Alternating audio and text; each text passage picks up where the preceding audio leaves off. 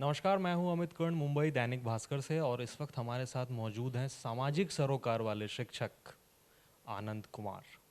इनकी जीवनी पर फिल्म बनी है सुपर 30 और वो सुपर सक्सेस हासिल भी कर रही है। इतनी सफलता मिल रही है फिल्म को और मेरे ख्याल से ये अब तक 5 स्टेट्स में इनको मिल चुका है टैक्स का मतलब रिबेट। तो क्या इतना कुछ सोचा था आप लोगों ने? ये तो हमने अभी तक नहीं सोचा था कि फिल्म इतनी लोगों को पसंद आएगी सोचा था, लेकिन इतनी पसंद आएगी कि 5 राज्यों के सरकार इसको टैक्स फ्री करेगी, ये नहीं सोचा था।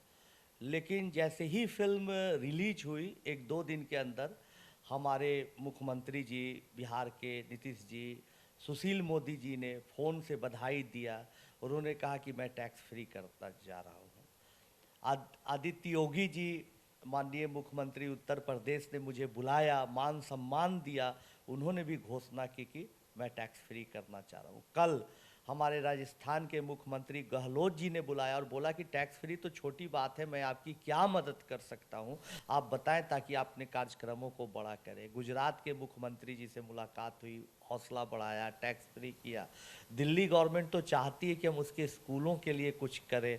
तो ये इस तरह का जो पॉजिटिव माहौल बन रहा है, इसको देखकर मुझे ही नहीं बल्कि उन तमाम जनता को खुशी मिल रही है जो कुछ अच्छा पढ़ना चाहते हैं, अच्छा करना चाहते हैं। और इस रोल को, आपके रोल को ऋतिक रोशन ने निभाया है। ऋतिक की किन फिल्मों के आप फैन रहे हैं इससे पहले? सच्चाई है कि पहले फिल्म ही हम नहीं के बराबर देखते थे, और ख़ासकर ऋतिक जी की तो फिल्म ही बहुत कम देखते थे। जैसे कोई मिल गया देखे थे उनकी फिल्म, उनकी फिल्म अग्निपथ देखे थे, बस एक ही दो फिल्म देखे थे, क्योंकि हमारे पास समय नहीं था और मुझे क्या ज़रूरत थी कि भाई जो बैंग बैंग टाइप का ग्रीक गॉड है उसकी फिल्म देखे। लेकिन जब अपनी फिल्म की बारी आई, उनसे मैंने बातचीत की तो मैं प्रभावित हो गया। लगा कि इतना अच्छा कलाकार कोई हो ही नहीं सकता है।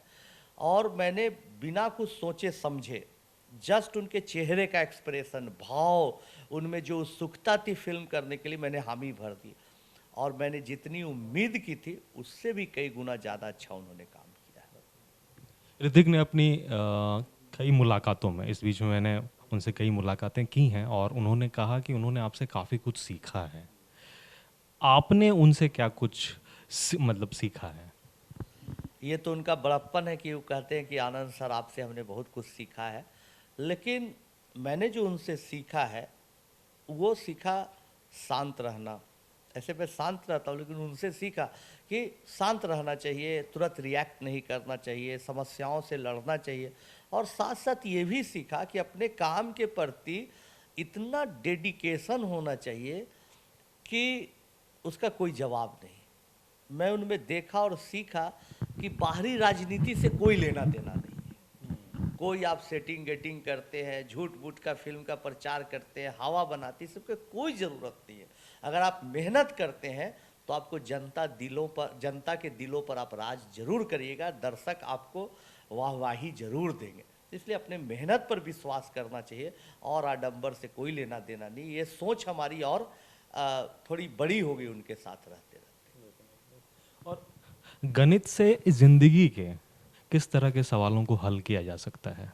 ये बात ऋतिक जी आजकल बोलते हैं कि जानते हैं जीवन का और दूसरा प्रॉब्लम भी मैथमेटिक्स पर जो बेस्ड नहीं है उसको अनलॉक कर सकते हैं मैथमेटिक्स से। मैथमेटिक्स काफ़ी लॉजिकल होता है। जब आप मैथमेटिक्स बनाएंगे तो तर्क के साथ बनाएंगे, मैथमेटिक्स बनाएंगे तो आप एक तर्क पर पहुंचने के लिए बहुत मशक्क़त करनी होती है, बहुत मेहनत करनी होती है। तो मैथमेटिक्स जीवन के दर्शन को सिखाता है, फिलॉसफी को बताता है, मेहनत करने के लिए सिखाता है। मेहनत जब करते रहें और सवाल का सॉल्यूशन न निकले तो पेशेंस रखने के लिए, धैर्य रखने के लिए सिखाता है। तो मैथमेटिक्स के अलावे जीवन की चीज़ों को भी बताता है। वैसे ऋतिक की पर्सनली मैथमेटिक्स में कितनी दिलचस्पी रही, मतलब बातचीत के क्रम में जो आपको पता लगा हो? बताते हैं कि मैं मैथमेटिक्स में बहुत अच्छा नहीं था, लेकिन बुरा भी नहीं था, एवव एवरेज था। हमेशा 60 और 70 के बीच में हमारे मार्क्स आते थे। लेकिन जब ये फिल्म देखा तो मुझे ये एहसास हुआ। वो बताते हैं कि मैथमेटिक्स अगर और अच्छे से पढ़ता तो शायद ज़्यादा मज़ा आता। तो मैथमेटिक्स उनका एक अच्छा सब्जेक्ट रहा है, लेकिन बहुत अच्छा भी नहीं रहा जैसा वो बताते हैं। और उनकी फैमिली में और किन लोगों से मुलाकातें हुई आपकी, या फिर नहीं सिर्फ ऋतिक तक ही सीमित था सब कुछ? इधर करीब पिछले 20 दिनों से ऋतिक जी 2 बार बोले कि कभी आराम से समय निकाल के आइए, पिताजी और माताजी आपके साथ खाना खाना चाहते हैं। बहुत बार बोला, लेकिन संजोग ऐसा नहीं बन रहा है कि हम लोग मिले। तो फिल्म के समाप्त हो जाने के बाद, समाप्त होने का मतलब कि इससे इत्मीनान हो जाने के बाद हम लोग मिलेंगे तो उनके परिवार से मिलने का मौका मिलेगा। हालांकि उनसे कई मुलाकात हुई, लेकिन उनके परिवार के और सदस्यों के साथ अभी तक हमारी बातचीत नहीं हुई।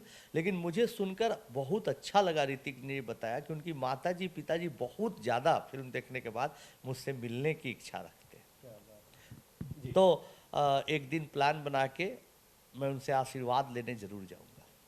बिहार में वैसे तो कई महान विभूतियां हैं, वो चाहे शिक्षा के क्षेत्र में हो, सामाजिक सरोकार से जुड़े हुए कार्यक्रमों के मतलब कैंपेन के मामले में हो। तो ऐसे आपकी नज़र में और ऐसी कौन सी विभूतियां हैं जिन पर बायोपिक बन सकती है आपके बाद? देखिए, हर इंसान का कोई न कोई किस्सा होता है, हर इंसान के संघर्ष की कहानी होती है। तो मैं अगर 2-4 का नाम लूँ तो बाकी लोगों के साथ बेमानी बातें होगी। हमारे बिहार में विभूतियों की कमी नहीं है, उनके संघर्ष की कहानियों की कमी नहीं है। ऐसे सैकड़ों लोग हैं जिन पर कहानी बनाई जा सकती है, लोगों को प्रेरणा दी जा सकती है। अब ये डायरेक्टर का काम है, स्टोरी राइटर का काम है कि उन लोगों को रिसर्च करके सामने लाए बातों को। और इसकी शुरुआत वैसे सुपर 30 पर जो सबसे पहले शुरुआत करने वाले थे वो थे अनुराग बासु, शायद, जो उन्होंने 8 साल पहले आपसे मुलाकात की थी। क्या उनसे मतलब इस बीच में जो ये सुपर 30 बना या अब ये कैंपेन पूरा चल रहा है, मुलाकात हुई उनसे या बातें हुई? इच्छा तो ज़रूर हुई, क्योंकि अनुराग बासु भी बहुत अच्छे इंसान हैं और मैं उनका बहुत रिस्पेक्ट करता हूँ। इस फिल्म जो आज धरातल पर आप देख रहे हैं, उसका क्रेडिट अगर एक आदमी को दिया जाए कि हमारी कहानी को यहाँ तक पहुँचाए, वो है संजीव दत्ता जी। उन्होंने कहानी लिखी और कहानी लिखने के बाद पहले अनुराग बासु से बात की। कुछ दिन अनुराग बासु ने इस पर काम किया, फिर आगे बढ़ गई बातें, तो आज जो फिल्म बन गई आप देख रहे हैं। संजीव दत्ता जी ने अभी हाल फिलहाल में फ़ोन किया 2 दिन पहले, बोला कि देखिए आनंद जी, ऐसा है कि आपकी कहानी इतनी बड़ी थी कि सॉरी, हम लोग 2 घंटे 20 मिनट में अच्छे से नहीं दिखा पाए। मुझे तो लग रहा है 2-4 कहानियाँ मैं आप पर और लिख सकता हूँ। तो इतने समर्पण के साथ, इतनी मेहनत के साथ उन्होंने फिल्म बनाई। आप पहले आदमी की इस तरह का सवाल पूछ रहे हैं, हमारे भी दिल में कई बार विचार ही आए मन में कि अनुराग बासु जी से एक दिन मिला जाए। थोड़ा इत्मीनान होने के बाद एक दिन ज़रूर उनसे मिलने जाऊंगा, क्योंकि जब जब उनसे बातें हुई, जब जब मुलाकातें हुई, तो मुझे लगा बहुत अच्छे इंसान है और उनके भीतर कोई बड़ा कलाकार बसता है। और उनकी भी जो मतलब निजी ज़िंदगी है वो मतलब बहुत ही इंस्पायरिंग रही है। मतलब उन्होंने भी कैंसर को मात दी। और अनुराग बासु जी न सिर्फ अपनी ज़िंदगी की लड़ाई लड़े और एक छोटे से घर से आते हैं और वो स्टोरी बताते थे, तो मुझे लगता था कि अपने पिताजी की कहानी सुन रहे। उनके पिताजी भी ड्रामा करते थे, नाटक करते थे छत्तीसगढ़ में, और बहुत अच्छे से बेटों से उम्मीद रखते थे कि अच्छा करें। तो कई बार अनुराग बासु से कम 15-20 मुलाकातें हमारी। बहुत अच्छे इंसान हैं और मैं जल्दी ही उनसे भी मिलने जाऊँगा। ऐसी कोई और कहानी जो शायद इस 2 घंटे के अंदर नहीं मतलब समेट पाए हों लोग, और जो मतलब समेटना संभव भी नहीं है एक फिल्म के अंदर, वो कोई कहानी अगर मैं हाइपोथेटिकली पूछूं कि वो आप लिख के कभी सामने लाना चाहेंगे लोगों के? अब देखिए, कहानी आ गई है, लोग काफ़ी बधाइयाँ दे रहे हैं। अब हमारे लाइफ का अगला जो उद्देश्य है कि इस काम को और बड़ा कैसे किया जाए। कई लोग ये अफवाह उड़ाते हैं या सोचते भी हैं, अच्छे लोग भी, कि आनंद कुमार राजनीति में चले जाएंगे। राजनीति से मेरा दूर दूर तक कोई, हम आपके सामने आज स्पष्ट बोल रहे हैं दैनिक भास्कर के सामने, कोई मेरा इंटरेस्ट नहीं है। क्योंकि हम जानते हैं कि जो 20-25 साल हमने अपने ज़िंदगी का बिताया है, वो इसलिए सिर्फ बिताया कि कैसे बच्चों को अच्छे से पढ़ाया जाए। इसी जो ज्ञान है, इसी कॉन्सेप्ट का यूज आगे भविष्य में कैसे करें ताकि ज़्यादा से ज़्यादा बच्चे पढ़ पाए, हजारों लाखों बच्चे इससे फ़ायदा उठाए, ये हमारी सोच है। राजनीति में जाना हमारा कोई मकसद नहीं है। और इस बीच में जिन राजनीतिज्ञों से मिले, सीएम से मिले और भी ऑफिशियल से मिले, तो उनका क्या यूनिक कॉम्प्लीमेंट मिलता रहा? सबका एक एक लाइन में बता सकें। बहुत अच्छा लगा। रूपानी साहब गुजरात के माननीय मुख्यमंत्री जी ने पीठ थपथपाई, बधाइयाँ दी। नीतीश जी 2-2 बार फ़ोन करके बधाई दिए। डिप्टी सीएम हमारे बिहार के सुशील मोदी जी 3-4 दफ़ा बधाइयाँ दी। योगी जी मुस्कुरा रहे थे, तारीफ़ कर रहे थे। अच्छा लगता है राजस्थान के मुख्यमंत्री का सहयोग देने की बात जब सुनते हैं। दिल्ली गवर्नमेंट चाह रही थी कि भाई आप आइए यहाँ बच्चों को पढ़ाइए, तो इन लोगों से जो सम्मान मिला मुझे बहुत अच्छा लगा। और मुझे लोग जो ये मन में रखते हैं कि हमारे पॉलिटिशियन काम नहीं करना चाहते, गलत बात है। वो चाहते हैं कि देश में बदलाव आए। ज़रूरत इस बात की कि हम लोग भी उनका सहयोग करें और देश को नई दिशा दें। लेकिन जैसे आप कह रहे हैं कि हाँ, मतलब नेता चाहते हैं, ऑब्वियसली उनकी नीयत पर मतलब हम लोग शक नहीं कर सकते हैं। लेकिन बिहार की अगर बात करें हम लोग, अभी भी वो बाढ़ से मतलब अफेक्टेड है, मतलब बुरी तरह से। और एक परमानेंट सॉल्यूशन कभी भी किसी भी राजनीतिक दल के एजेंडे में नहीं सुनने को मिला। इस पर क्या कहना है आपका? ये तो बहुत दुखद है। मैं भी आपके बात से सहमत हूँ। इस बार बाढ़ अभी आया है तो लोगों को बचाव के लिए बहुत कुछ करना चाहिए, लेकिन सबसे बड़ी बात है कि आगे इसकी पुनरावृत्ति न हो, क्योंकि हर साल ऐसी घटनाएं घटती है, लोगों की ज़िंदगियां तबाह हो जाती है। तो मैं भी चाहूँगा और मैं रिक्वेस्ट भी करूँगा, जब बात होगी तब, जब बाढ़ नहीं रहेगा तब भी मैं रिक्वेस्ट करूँगा कि ऐसी कोई व्यवस्था हो कि जो नेपाल से पानी छोड़ा जाता है उससे कैसे बचा जाए, चाहे ताकि तबाही न हो। तो परमानेंट व्यवस्था होनी चाहिए, ये हमारा रिक्वेस्ट भी, अपील भी है। वेंकैया नायडू जी ने मतलब क्या कुछ कहा? उपराष्ट्रपति जी के साथ हम और ऋतिक रोशन जी ने फिल्म देखा, बड़ा अच्छा लगा। वो फिल्म देखने के बाद कुछ देर तक एकदम शांत थे और बोले कि मैं बहुत खुश हुआ हूँ, फिल्म काफ़ी इंस्पायर किया, मुझे भी इंस्पायर किया, ये बच्चों को इंस्पायर करेगी काफ़ी, इसको ज़्यादा से ज़्यादा जनता तक ले जाइए आप लोग। तो मुझे अच्छा लगा कि हमारे माननीय उपराष्ट्रपति जी हैं, उनको फिल्म अच्छी लग रही है।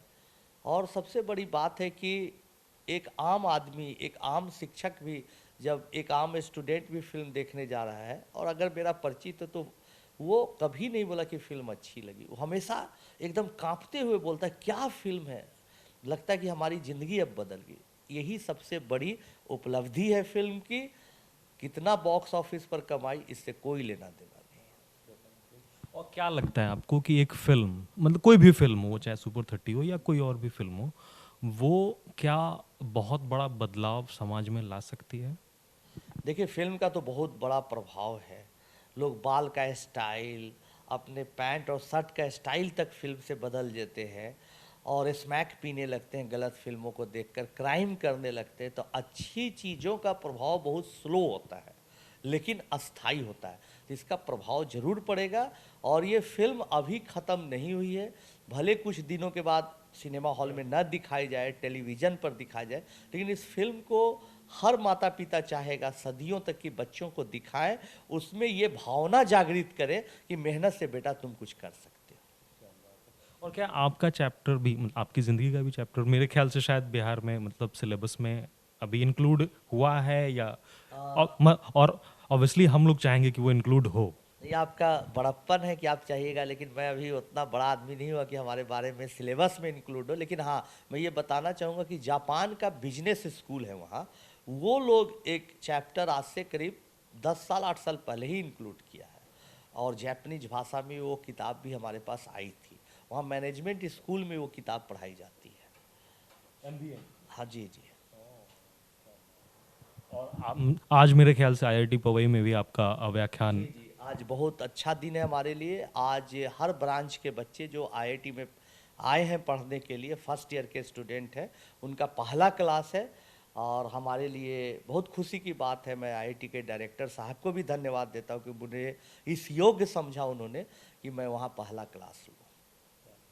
और इस बातचीत को हम लोग अब निष्कर्ष पे लाते हैं इस सवाल के साथ कि ऋतिक से आपने मतलब डांसिंग स्टेप सीखे या सीखना चाहते हैं? नहीं, वो काम ऋतिक जी को ही छोड़ दिया है। अपना अपना हम लोग काम करें, अच्छा है, वो अच्छे डांसर है, हम डांस सीख के करेंगे क्या? हम देखिए ऐसे ही मेरे मन में नृत्य होते रहता है, बच्चों को पढ़ाते रहते हैं, खुश रहते हैं। तो ऋतिक जी डांस करते अच्छा करते हैं, करते रहे और भी अच्छा करें, नए नए मिसाल कायम करें। जिस तरह से मुझसे लोगों की उम्मीद बढ़ गई, उससे भी कहीं ज़्यादा लोगों की उम्मीद ऋतिक जी से बढ़ गई। उम्मीदों पर खरा उतरे, हमारी शुभकामनाएं उनके साथ। आपका बहुत बहुत शुक्रिया आनंद जी। तो ये थे हमारे साथ सुपर 30 जिन पर बनी है वो टीचर आनंद कुमार। देखते रहिए दैनिकभास्कर.com। लेकिन सबसे बड़ी बात है कि आगे इसकी पुनरावृत्ति न हो, क्योंकि हर साल ऐसी घटनाएं घटती है, लोगों की जिंदगियां तबाह हो जाती है। तो मैं भी चाहूँगा और मैं रिक्वेस्ट भी करूँगा, जब बात होगी तब, जब बाढ़ नहीं रहेगा तब भी मैं रिक्वेस्ट करूँगा कि ऐसी कोई व्यवस्था हो कि जो नेपाल से पानी छोड़ा जाता है उससे कैसे बचा जाए, चाहे ताकि तबाही न हो। तो परमानेंट व्यवस्था होनी चाहिए, ये हमारा रिक्वेस्ट भी अपील भी है। वेंकैया नायडू जी ने मतलब क्या कुछ कहा? उपराष्ट्रपति जी के साथ हम और ऋतिक रोशन जी ने फिल्म देखा, बड़ा अच्छा लगा। वो फिल्म देखने के बाद कुछ देर तक एकदम शांत थे और बोले कि मैं बहुत खुश हुआ हूँ, फिल्म काफ़ी इंस्पायर किया, मुझे भी इंस्पायर किया, ये बच्चों को इंस्पायर करेगी काफ़ी, इसको ज़्यादा से ज़्यादा जनता तक ले जाइए आप लोग। तो मुझे अच्छा लगा कि हमारे माननीय उपराष्ट्रपति जी हैं, उनको फिल्म अच्छी लग रही है। और सबसे बड़ी बात है कि एक आम आदमी, एक आम शिक्षक भी, जब एक आम स्टूडेंट भी फिल्म देखने जा रहा है, और अगर मेरा परिचित है तो वो कभी नहीं बोला कि फिल्म अच्छी लगी, वो हमेशा एकदम कांपते हुए बोलता है क्या फिल्म है, लगता है कि हमारी ज़िंदगी अब बदल गई। यही सबसे बड़ी उपलब्धि है फिल्म की। कितना बॉक्स ऑफिस पर कमाई, इससे कोई लेना देना नहीं है। और क्या लगता है आपको कि एक फिल्म मतलब कोई भी फिल्म हो, चाहे सुपर 30 हो या कोई और भी फिल्म हो, वो क्या बहुत बड़ा बदलाव समाज में ला सकती है? देखिए फिल्म का तो बहुत बड़ा प्रभाव है। लोग बाल का स्टाइल, अपने पैंट और शर्ट का स्टाइल तक फिल्म से बदल देते हैं और स्मैक पीने लगते हैं गलत फिल्मों को देखकर, क्राइम करने लगते हैं। तो अच्छी चीज़ों का प्रभाव बहुत स्लो होता है लेकिन अस्थाई होता है, तो इसका प्रभाव जरूर पड़ेगा। और ये फिल्म अभी ख़त्म नहीं हुई है, भले कुछ दिनों के बाद सिनेमा हॉल में न दिखाई जाए, टेलीविज़न पर दिखाई जाए, लेकिन इस फिल्म को हर माता पिता चाहेगा सदियों तक कि बच्चों को दिखाएं, उसमें ये भावना जागृत करें कि मेहनत से बेटा तुम कुछ कर सकते हो। और क्या आपका चैप्टर भी मतलब आपकी ज़िंदगी का भी चैप्टर मेरे ख्याल से शायद बिहार में मतलब सिलेबस में अभी इंक्लूड हुआ है या और ऑब्वियसली हम लोग चाहेंगे कि वो इंक्लूड हो। ये आपका बड़प्पन है कि आप चाहिएगा, लेकिन मैं अभी उतना बड़ा आदमी नहीं हुआ कि हमारे बारे में सिलेबस में इंक्लूड हो। लेकिन हाँ, मैं ये बताना चाहूँगा कि जापान का बिजनेस स्कूल है वहाँ, वो लोग एक चैप्टर आज से करीब 10 साल 8 साल पहले ही इंक्लूड किया है, और जापानीज भाषा में वो किताब भी हमारे पास आई थी। वहाँ मैनेजमेंट स्कूल में वो किताब पढ़ाई जाती है। MBA। हाँ जी जी। और आज मेरे ख्याल से IIT पवई में भी आपका जी व्याख्यान। जी, आज बहुत अच्छा दिन है हमारे लिए। आज हर ब्रांच के बच्चे जो आईआईटी में आए हैं पढ़ने के लिए, फर्स्ट ईयर के स्टूडेंट हैं, उनका पहला क्लास है और हमारे लिए बहुत खुशी की बात है। मैं आईआईटी के डायरेक्टर साहब को भी धन्यवाद देता हूँ कि मुझे इस योग्य समझा उन्होंने कि मैं वहाँ पहला क्लास लूँ। और इस बातचीत को हम लोग अब निष्कर्ष पे लाते हैं इस सवाल के साथ कि ऋतिक से आपने मतलब डांसिंग स्टेप सीखे या सीखना चाहते हैं? नहीं, वो काम ऋतिक जी को ही छोड़ दिया है। अपना अपना हम लोग काम करें, अच्छा है, वो अच्छे डांसर है, हम डांस सीख के करेंगे क्या? हम देखिए ऐसे ही मेरे मन में नृत्य होते रहता है, बच्चों को पढ़ाते रहते हैं, खुश रहते हैं। तो ऋतिक जी डांस करते अच्छा करते हैं, करते रहे और भी अच्छा करें, नए नए मिसाल कायम करें। जिस तरह से मुझसे लोगों की उम्मीद बढ़ गई, उससे भी कहीं ज़्यादा लोगों की उम्मीद ऋतिक जी से बढ़ गई। उम्मीदों पर खरा उतरे, हमारी शुभकामनाएं उनके साथ। आपका बहुत बहुत शुक्रिया आनंद जी। तो ये थे हमारे साथ सुपर 30 जिन पर बनी है वो टीचर आनंद कुमार। देखते रहिए दैनिक भास्कर.com।